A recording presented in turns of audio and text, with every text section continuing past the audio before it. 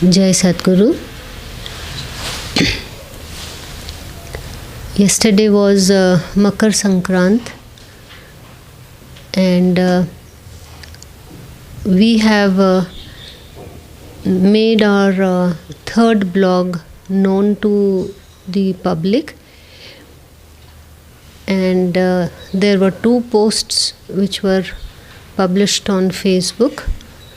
They are from Jyoti Marg blog only, from the page of about the author, and the 2 titles that were taken up yesterday were Something About Me, that is my life, my story, and the Hindi post's title was कि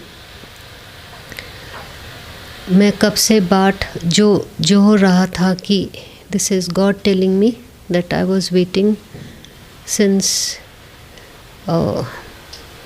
many centuries. And this short video is telling you more about Jyoti Marg, about our blogs, 3 blogs, and also what is Jyoti Marg.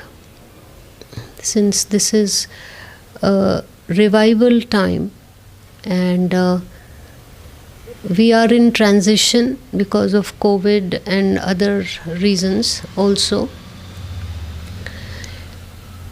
So for people who don't know or who will come in future, this short talk or discourse is about Jyoti Marg and how it works, and the people who will follow this path in future or wish to follow now, officially and unofficially, everyone will not be inducted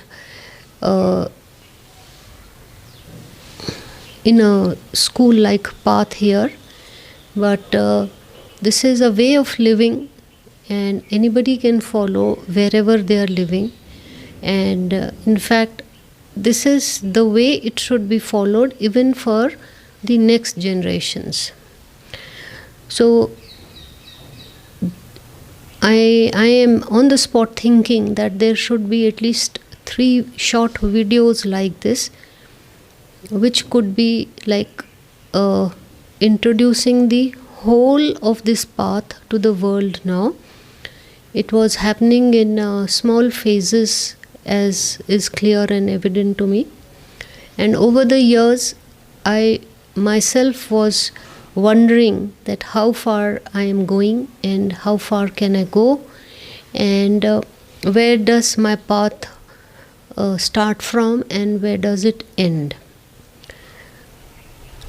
So before I tell you more about Jyoti Marg, let's go back a bit in history and time, that this earth was made about 1.25 crore years back, but it has taken many centuries to fully be ready and to have so many species. And it has taken a lot of time for God to give us everything that we need as human beings. And this earth was populated slowly over years. And it was India where the first human being ever lived. And It was in Kashi or Banaras where the first scripture about Atma was written by the rishis who came from the Himalayas and settled down on the banks of river Ganga. And since they had meditated in the silence and had achieved a lot, they wrote their endowments as Vedas and other scriptures. So India is full of knowledge of the immortality or Atma. And in the beginning, when humans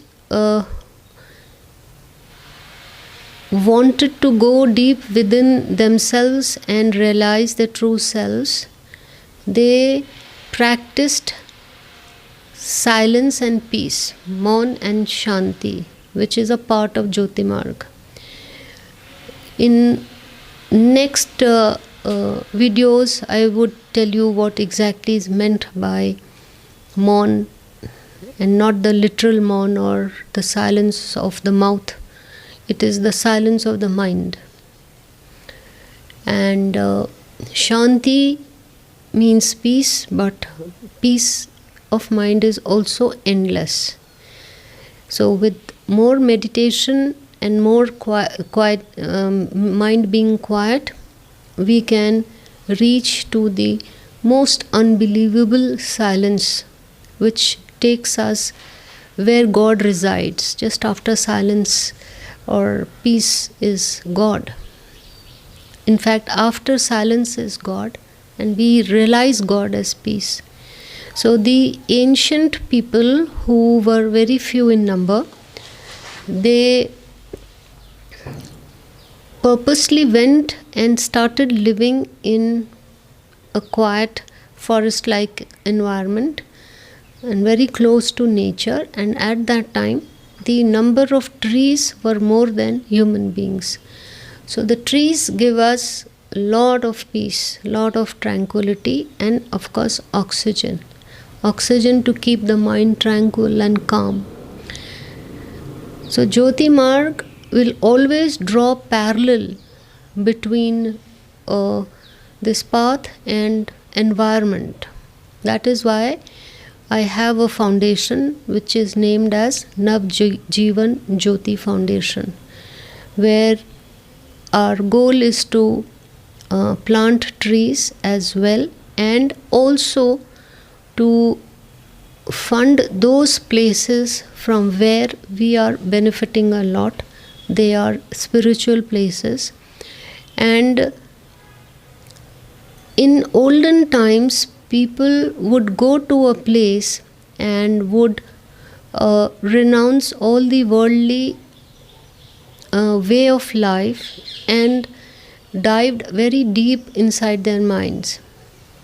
Now, they did not take any medium or any outside help, because they were anyway calm in mind, and when they practiced Maun, automatically their Atma or self started blossoming or unfolding. And as the penance grew more dense, or in you could say strength, the place where they lived, where they resided, maybe in a hut or some kind of temporary arrangement of their house or abode, that place became vibrant with their spiritual energies. So after many years or centuries, on these same spots, God has saved their penance and made temples and other places like meditation centers, yoga centers, or maybe hospitals and Ayurveda colleges, and so on. So this goes on to prove that the thoughts which were generated, the spiritual divine thoughts that were generated by these holy souls, God ensured that they should be saved and used for other monks to be, or renunciants, or seekers, or yogis, or householders who wished to practice some kind of yoga or sadhana in their normal life. The 12 Jyotirlings and many other holy places, even Char Dham, are made on the spot where first the rishis or the light bodies or the sages did penance, and it is not one life that they lead as, say, Markandeya Maharishi, Adi Shankaracharya, Amara, or Guru Gorakhnath, or any. This is one of their lives. They reincarnate again and again, and they live their lives as anonymous people.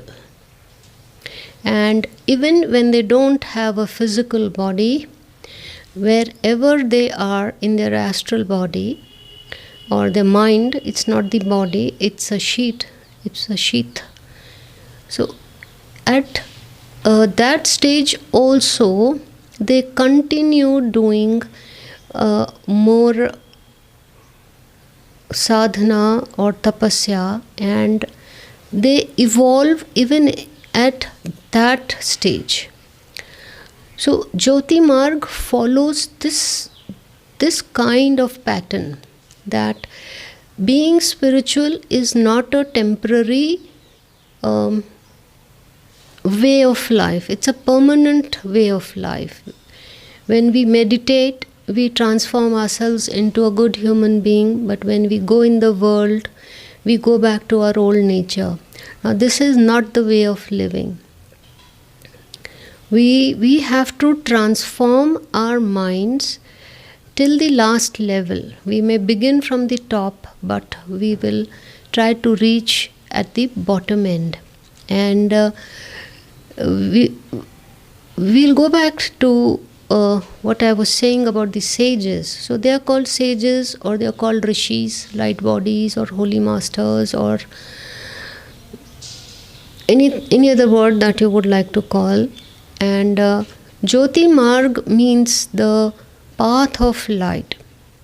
Now, if they did not have a guru, if they did not have scriptures, there must be a time when the scriptures were not made, they're not composed. So, didn't humans have God realization? The ultimate goal of humans is to reach that stage when you realize God within yourself, and then you change your life accordingly.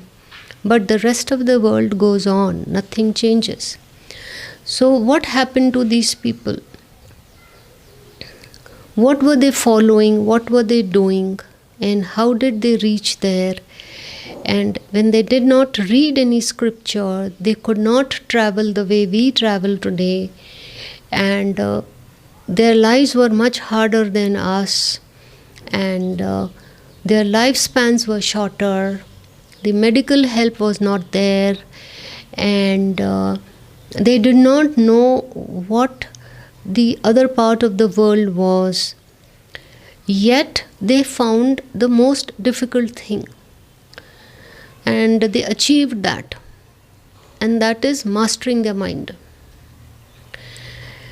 Imagine at that time who knew what the other part of the globe looked like, or who were the people, or what happened. We did not know. A bullock cart could take them only up to, say, 20 kilometers, 50 kilometers, 100, not beyond that.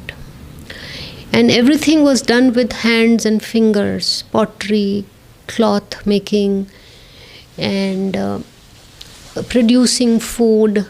So when you do all these kinds of tasks every day, you don't have time to do anything. Now, what is anything more than that? Now, what is the plus or positive side of this? The positive side of living a very primitive kind of life is that the mind doesn't wander much and the desires are not many. It is only existence, and the very big advantage of living a primitive or ancient type of life is that we respected other human beings because it was a cooperative community, cooperative way of living. And in a society, the work was distributed and everyone did his part and completed the whole chain or the cycle. And I'm sure most of you, when you know and listen to this part, you will quickly make the comparison. I don't need to compare versus today's modern life versus that. Everyone can draw parallel. Now, because there was no medium, or people did not meet each other, and it was not possible to find a guru, or the guru would not like to collect people. What happened was that mentally they were transmitting their thoughts far and wide. Now this is thought power, this is Sankalp Shakti. And even when one sage left the world, there were stories left behind, and people told that such a sage was here, he did tapasya in this place. So the so-called new Shishya or disciple would go to that place and meditate there and receive everything, because the life and thoughts and the light of that sage was still reverberating. Now this is the story of Karthik Swami and his disciple Bogarnath, or for that matter many other, I can give you many other examples like this, where the disciple has come after 1,000-year time or 5,000 years later, but someone told that so and so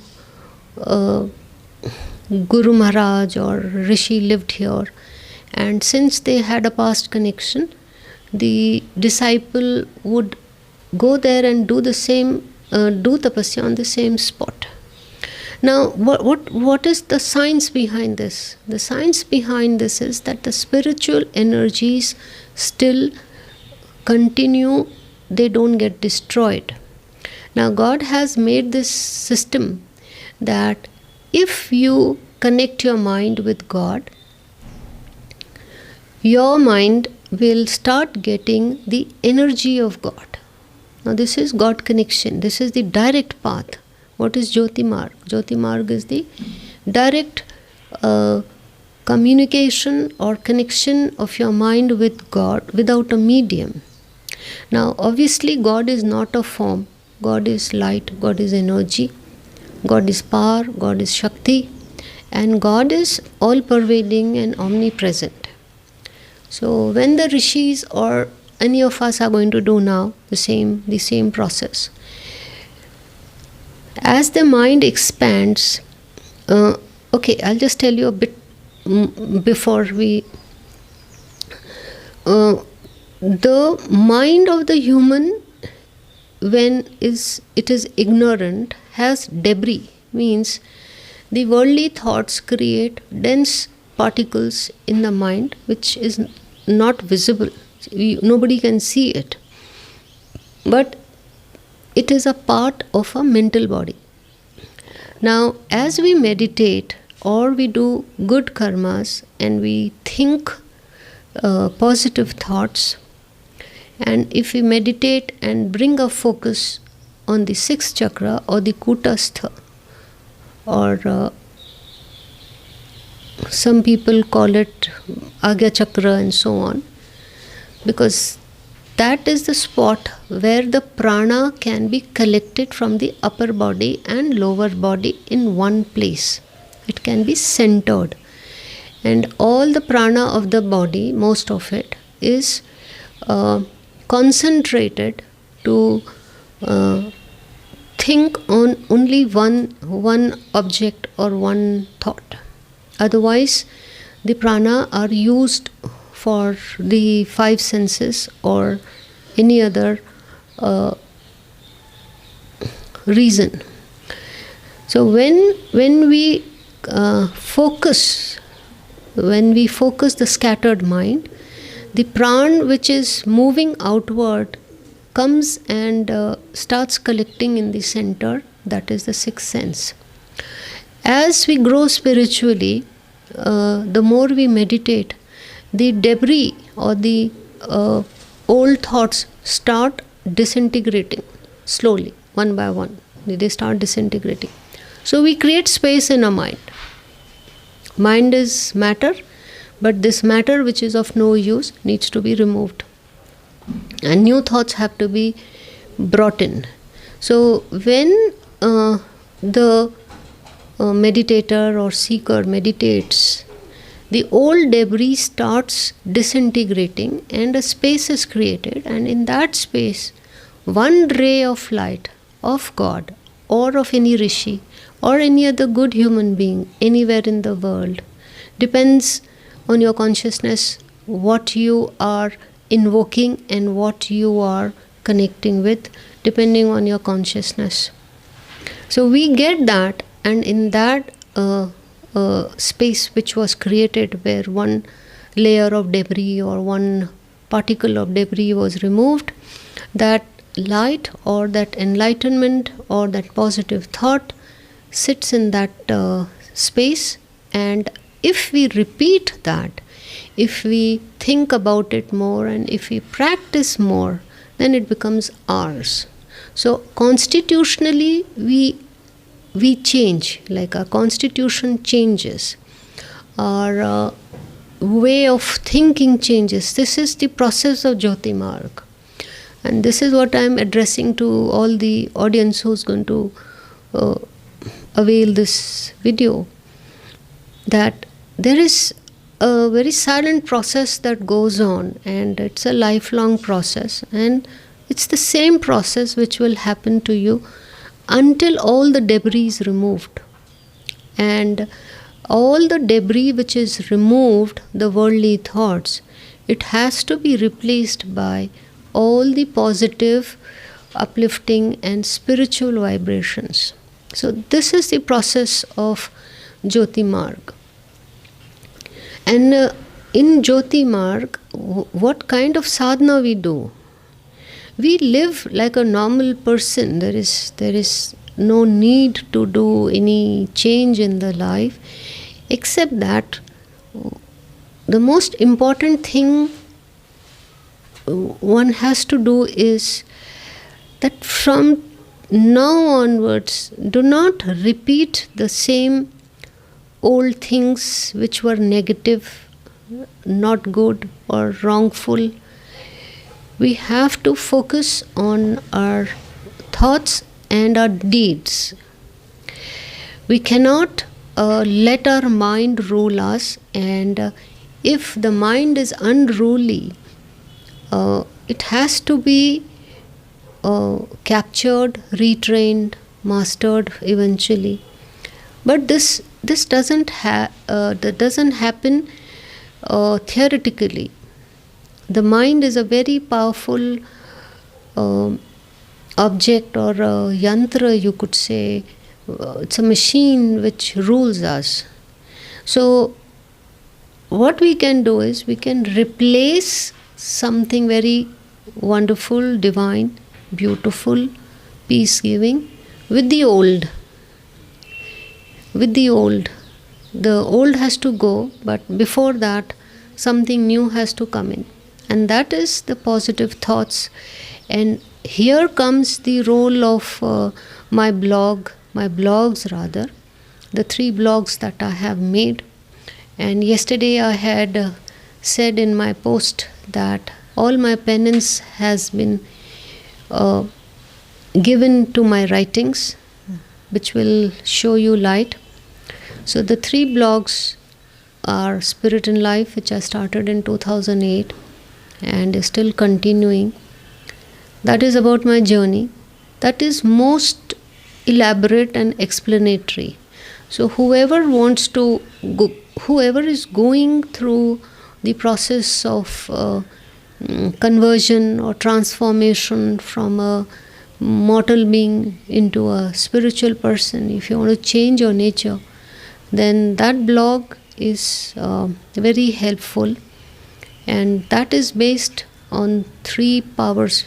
Like we have 3 powers: Sankalp Shakti, Kriya Shakti and Ichha Shakti. So unless we desire something, nothing will happen. So that's Ichha Shakti. And that blog reflects that how many times I have created that desire in me, desire for my own upliftment, that has helped me. Then we'll have to do different types of actions, Kriya Shakti. We should generate so much power and energy in our body and mind that we'll have to work doubly hard, because we are doing the normal life and we are also doing a spiritual life. And we have to choose only good actions, things which are good for me, my family, my country, my world, my society, my environment. We become many times more responsible, that we should not do anything in the environment which is going to create ripples adversely for myself or the earth or anybody else. So there's a huge responsibility. It's a very silent path. It has everything to do with you and nothing with others. We cannot blame anybody else. We take charge of everything. And the other thing is Sankalp Shakti, that is thought power. It's a very, very wonderful subject. I formally started studying under Swami Shivanand of Rishikesh Divine Life Society from 2014. I've done so much research, study and practice, and still continuing. And in a nutshell, what I can tell as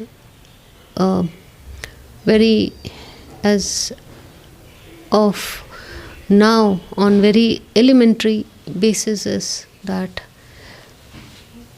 we are nothing but thoughts. We are composed of thoughts. We are nothing but our own memory, our own smriti, our sanskars. This all is this is all made up or made of. Our mind is made up of all these things: thoughts, our sanskars, our memory. So we behave like that based on these. Most of our reactions, most of our actions, every life of ours are based on these. So our thoughts have to change, and our thoughts have to be, we should never keep low class thoughts, or obviously it goes without saying, we can never ever think of having any harmful thought, harmful for yourself, harmful for others. So these 3 Shaktis are reflected in my many journeys that I have undertaken to all the pilgrimages, and it is also a roadmap for others who are going to use this path in future. So that is the path of Jyoti Marg, because we generate our own spiritual energy inside by generating positive thoughts from within and absorbing from others consciously. This is a very, very important path of Jyoti Marg, which I have understood in a very elaborate manner, that what I wrote and I projected to the world yesterday, that as humans we need 2 most important constituents to live. One is oxygen and the other is positive thought. And the holy masters are never tired, because if all the enlightened minds are connected, imagine, whether they are in the world or in the astral world, a web is created, a network is created, and all these minds together have one goal of uplifting the humanity for a better world. So Jyoti Marg works on this fundamental concept that you may not see anyone coming and giving you a discourse, or you cannot have some idol in front of you, because ultimately you will go very deep inside you, and you will be very busy changing your life. And the sadhana is limitless. We can continue as long as you live, and in every life that you take hereafter.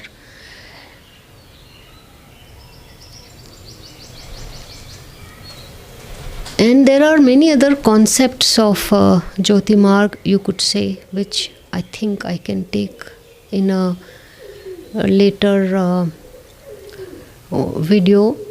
I'll just quickly tell the audience about the 3 blogs. So that was Spirit in Life, which has my journey.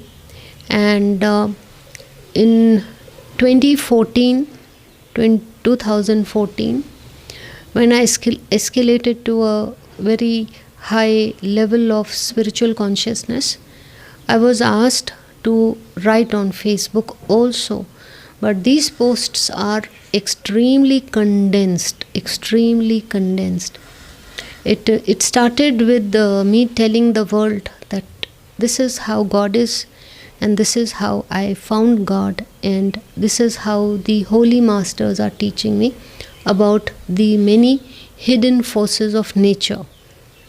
And we are nothing but a bag or a bundle of energy, which we ourselves generate with our own willpower, positive or negative.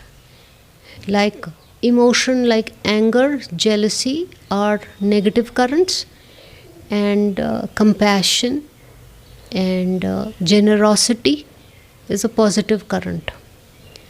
In between is our mind, which chooses what should we choose.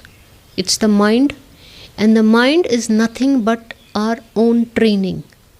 The way we mold it, starting from day one, and the thoughts that we feed in, and what we take out of that. Means, out of our sculpted mind, what are the actions we choose to do, and have we learned to say no to things which we have rejected, and yes to those which I want to have in my life. Like I said, if I want to discard the time that I was wasting, the habit of wasting time, if I want to discard that, I can do it right now. So the selection has to be done on a daily basis. It's a very serious thing, because in the end we all look for time, and there is no time, and there is so much to do. And once we get a hang of things, or a hang of how to live, we realize that we are at a threshold, or we are about to leave, and then we regret that, oh, I could not lead this life the way I have understood, or the way I wanted to. So continue being very adapting. The people who want to follow Jyoti Marg should be very flexible, very sensitive to what's happening around them, very sensitive to judge what are the things that need to be rejected from people, society and bad elements, and what are the things which people have good in them, and to adopt that as fast as possible without any ego. And try not to seek attention, because sometimes when people become yogis and sadhaks, they realize that they have so many special abilities, or any kind of special thing or faculty which others don't. These are all roadblocks. All these siddhis are roadblocks. Never go for it. And don't seek attention. Don't think that we have done any favor to anyone. It's our own upliftment.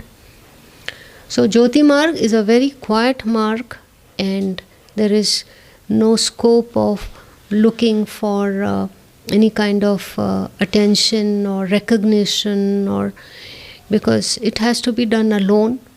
And we should, especially after Corona time and the restrictions that are imposed on us, this is the best time to seek God and go within, because we are cut off from the world. We have too many restrictions. Mobility is almost zero, and the mind is now saturated doing everything that it has done, and now it is looking for a deeper meaning of life, something which would satisfy. And satisfy means to calm the mind. Satisfaction is a wrong thing if we look at it the way the world is looking. Happiness, joy, satisfaction doesn't come in enjoying the worldly things. It comes from calming your mind and being quiet and going inside and finding the hidden treasures inside. So this path is such that there is no need for me to publicize it. I don't recommend this path to anyone. Whoever has joined me or come to me, they have come on their own.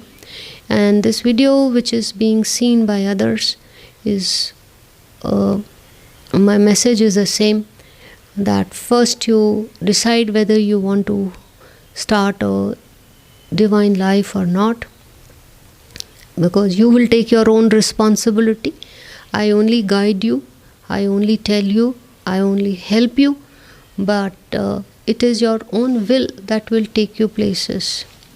Now this was about Facebook. The articles are very condensed, and this gives me a platform to quickly connect to people and tell more people about it. But it's up to them whether they just want to read and leave it like a good text or a literature, or they want to know more, and wholly up to them. Now the last thing that I want to tell today is that even after rising so much, I did not stop, because this path is endless. So never get satisfied. Never tell yourself that you've achieved, you reached somewhere and you are in a very good place. It's not like that. The mind can be still transformed. And I did not know how much peace I could get until I received from God. Until my mind became completely one with God. And earlier I would shy telling the world that I have experienced God so many times. But today I feel I can't hide more.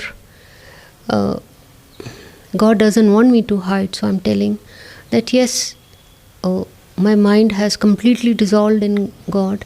And God is revealing thyself to me the way God wants me to know Him, or God itself, whatever words we want to use. And it's just an experience. And since we are at such a critical point of history, where the world has been literally stalled by God because of our misdoings, because we've plundered environment so much, and we've plundered the lives of people, we have cheated, we've done all sorts of negative things which we should not have done because of greed. Man becomes more greedy, and the only explanation is that we have evolved, we have flourished so much because of science revolution and other technological scientific, I don't know, I mean all these innovations we have done. We made our lives very comfortable, very luxurious, very, very rich with the most luxurious thing possible. But we cannot ignore or shy from telling that a lot of misdeeds have also been done, because so many people's rights and lawful rights have been taken away, because exploitation is a part of growth for the world. So God doesn't see anyone with a special eye. Everyone is equal. So finally God said, I'll speak to the world. And this transition time is a long time, and it is very conducive for self-growth and spiritual growth. And the third blog will be very slow, it will be very brief, hopefully. And there are possibilities that God might ask me to write the mysteries of nature, or the mass karma, the world karma, the future, the past of humanity, and so many things, endless things. So the third blog has been offered with great humility and devotion, I would say.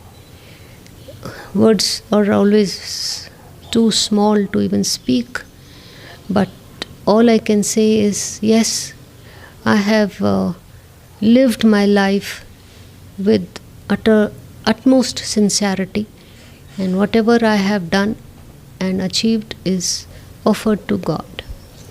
Jai Sadguru.